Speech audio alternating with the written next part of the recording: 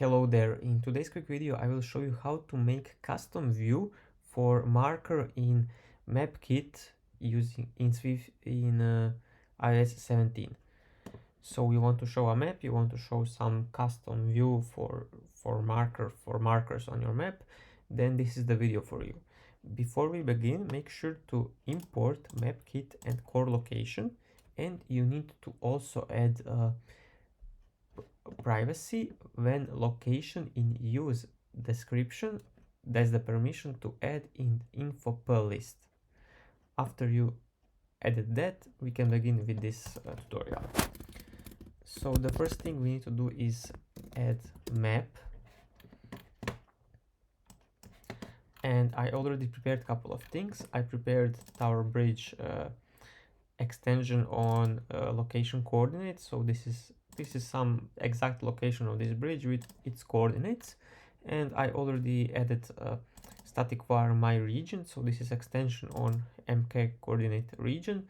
This is basically a region around this bridge with 1000 meters.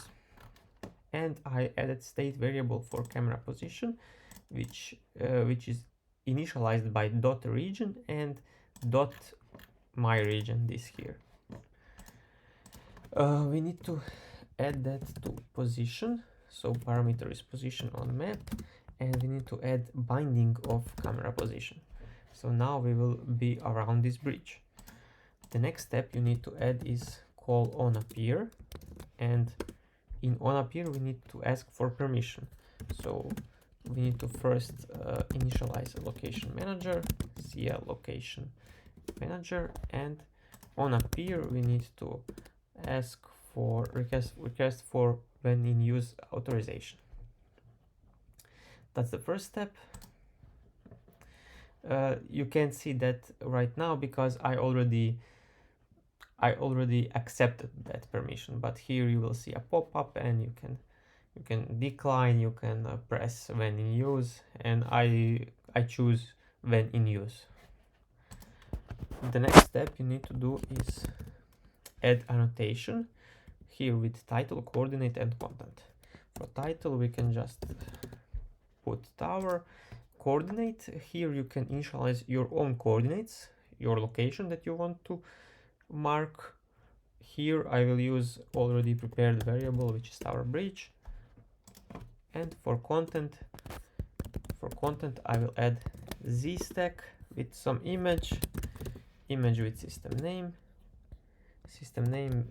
Apple logo image with padding of 5, with foreground style white color, and I want to add background will be circle with a custom frame with width and height of 35,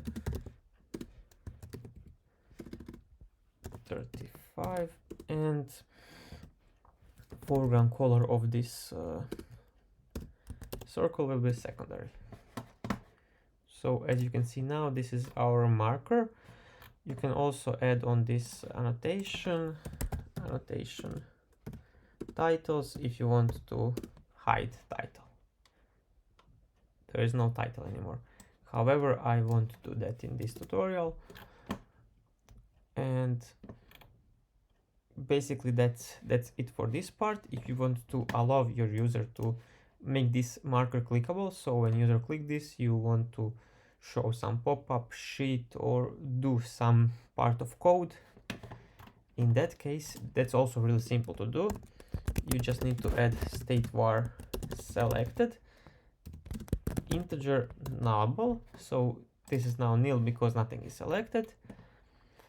Every annotation must have tag, some tag. Here I will just say tag 1.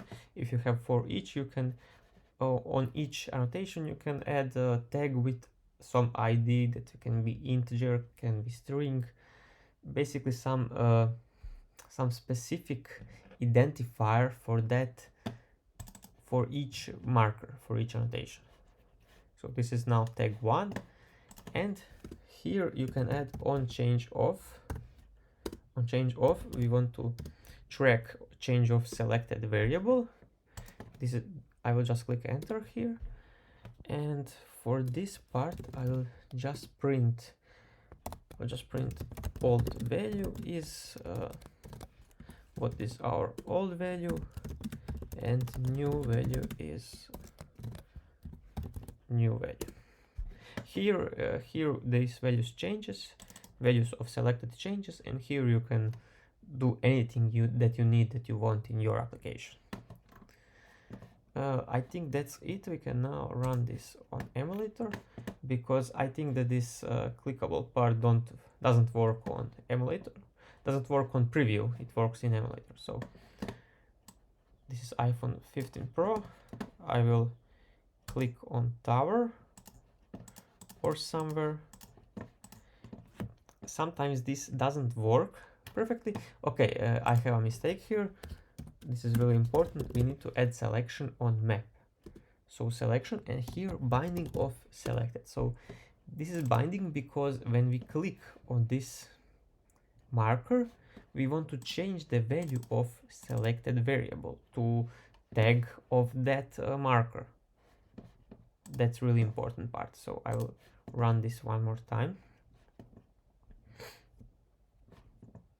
And now when I click tower, you can see old value is nil because nothing was selected, and new value is optional of 1. Now we have user clicked on a marker with tag 1. If he clicks somewhere here, now the new value is the current value of selected variable is nil. So now the value doesn't change. If we click again on this, old value is nil and new value is 1. Now this is selected. And again, if I click somewhere else, now nothing is selected. And basically that's it for this quick tutorial.